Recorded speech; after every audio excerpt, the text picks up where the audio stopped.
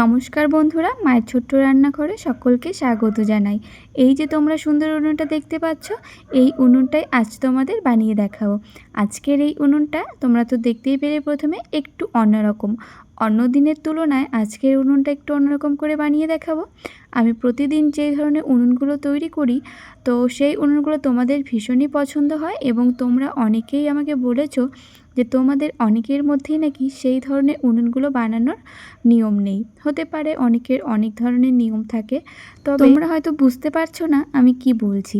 এই যে উনুনগুলো তৈরি করার সময় আমরা যে উনুনের মুখটা তৈরি করি, উনুনের মুখটার উপর দিয়ে যে আমরা মাটিটা দিয়ে দিই, সেই উনুনগুলোকে আগে আমাদের এখানকার দিদা ঠাকুমারা সেই উনুনগুলোকে চাল চৌকো বলতো। তো অনেক জায়গায় অনেক ধরনের নাম থাকে আর অনেকের অনেক ধরনের কিন্তু নিয়মও থাকে।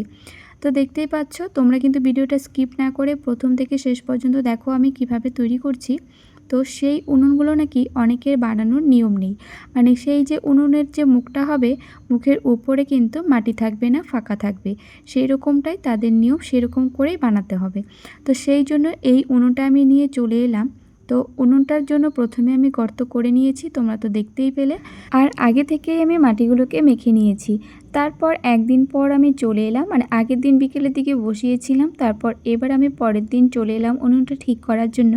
আর এখনের যা ওয়েদার, যখন তখন বৃষ্টি চলে আসছে, আর তোমরা তো ভিডিও কোয়ালিটি দেখে বুঝতেই পারছো অন্ধকার অন্ধকার লাগছে, কারণ ওয়েদার কিন্তু ভীষণই খারাপ, যখন তখন বৃষ্টি চলে আসছে। তো সেই জন্য কিন্তু আজকের এই ভিডিওটা একটু অন্ধকার অন্ধকার এরকমটাই লাগছে। অন্য দিনের তুলনায় আজকের ভিডিও কোয়ালিটিটা দেখে তোমরা নিশ্চয়ই বুঝতেই পারছো যে কেমন দেখাচ্ছে। আর এবার আমি কেটে নিচ্ছি। তোমরা তো প্রথম থেকে যদি ভিডিওটা শেষ পর্যন্ত দেখো, তোমরা কিন্তু যে কেউ এই উনুনটা তৈরি করতে পারবে। আর যদি স্কিপ করে দেখো তাহলে কিন্তু কিছুই বুঝতে পারবে না।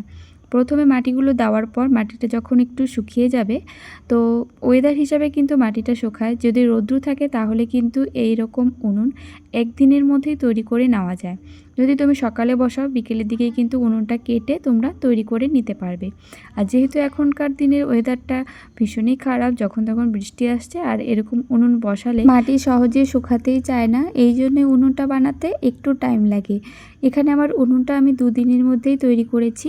তো দেখতেই পাচ্ছ, উনুনটা কেটে নেওয়ার পর এবার আমি উনুনের ঝিক তৈরি করছি।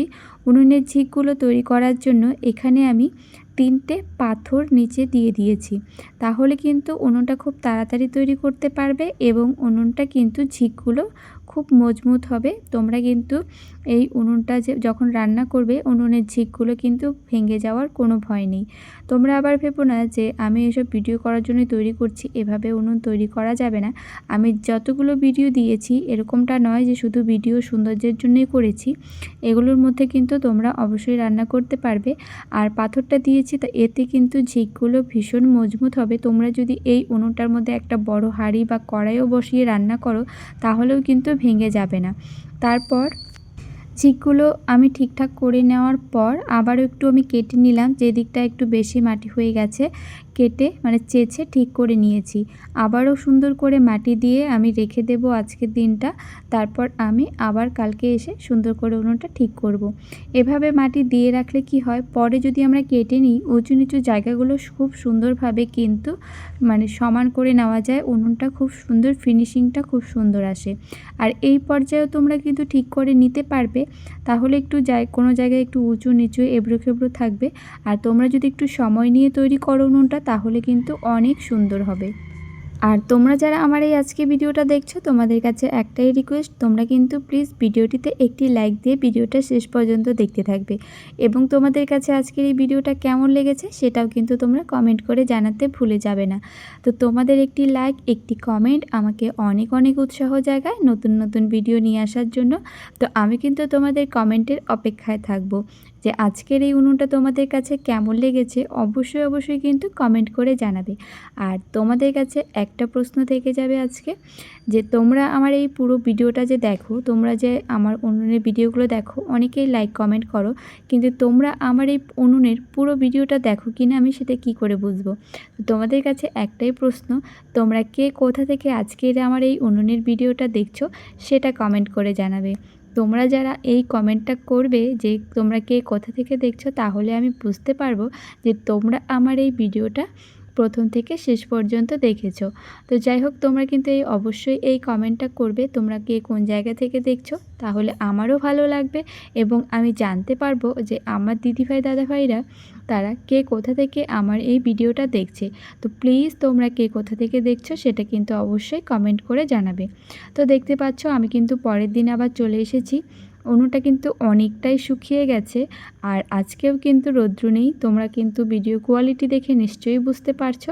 তো সুন্দর করে চেঁচে নেওয়ার পর মানে প্রত্যেকটা ঝিক যাতে সমান থাকে আর চারপাশটা যাতে একটু উঁচু নিচু না থাকে সেই হিসাবে কিন্তু সুন্দর করে চেঁচে নিয়েছি। তোমরাও এভাবে তৈরি করবে, দেখবে উনুনটা দেখতে কিন্তু অনেক সুন্দর হবে।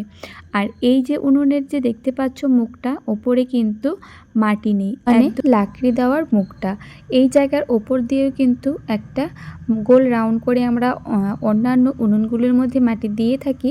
তবে অনেকের, তোমাদেরকে তো প্রথমে বললাম যে অনেকের এইটা মানে নিয়ম নেই, এভাবে তৈরি করা যায় না। সেই জন্য আজকের এই উনুনটা বানিয়েছি। তো তোমাদের যাদের সেই নিয়মটা আছে তোমরা কিন্তু এই উনুনটা তৈরি করতে পারবে।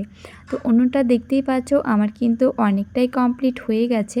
কত সুন্দর লাগছে উনুনটা, লিপে নেওয়ার পর কিন্তু আরও অনেক সুন্দর লাগবে। আর আজকের ভিডিওটা একটু অন্যরকম লাগছে। তো আর সাইডগুলো দেখতেই পাচ্ছ, তোমরা তো দেখে নিশ্চয়ই বুঝতেই পারছো বৃষ্টি হয়েছিল সেই জন্য সাইডের কি অবস্থা। তো আমি কিন্তু যখন উনুন তৈরি করি আশপাশটা সুন্দর করে লিপে নিয়েই তৈরি করি। আর বারবার বৃষ্টি হচ্ছে, যখন তখন বৃষ্টি হচ্ছে, আর কতবার লিপবো।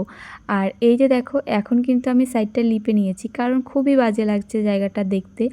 কারণ এই যে সাইডগুলো যদি একটু কেমন থাকে না দেখতে, মানে খুব বাজে লাগে, সেই জন্য আমি আগে লিপে নিয়েছি, তারপর উনুনটা লিপছি। আমি ভাবছি আগে সাইডগুলো লিপে নেব, না হলে খুব বাজে লাগছে। তো সাইডগুলো লিপে নিয়ে তারপর উনুনটাকে সুন্দর করে লিপে নিচ্ছি। আর এইদিকে যে সাইডে প্লাস্টিক দেখতে পাচ্ছ, এখানেও কিন্তু আমি আরেকটা উনুন বানিয়েছিলাম, বৃষ্টির কারণে সেটা ঢাকা আছে, মানে সেটা তৈরি করছিলাম আর কি, সেটা ঢেকে রেখেছি। তো উনুনটা লিপে নেওয়ার পর ফাইনালি কমপ্লিট। তো তোমাদের কাছে কেমন লাগলো আজকের এই উনুনটা অবশ্যই কিন্তু তোমরা কমেন্ট করে জানিও। তোমাদের কমেন্টের অপেক্ষায় থাকবো। আর একটি হলেও ভিডিওটিতে লাইক করে দিও, আর তোমাদের আত্মীয় স্বজন বন্ধুবান্ধবদের কাছে একটি হলেও এই ভিডিওটা শেয়ার করে দিও, তাহলে তারাও দেখে তৈরি করতে পারবে। তো শেষ পর্যন্ত দেখার জন্য অসংখ্য ধন্যবাদ।